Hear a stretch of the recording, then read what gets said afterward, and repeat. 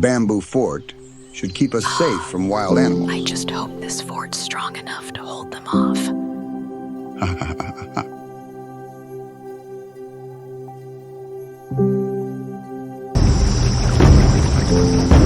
Either he lost or the mother should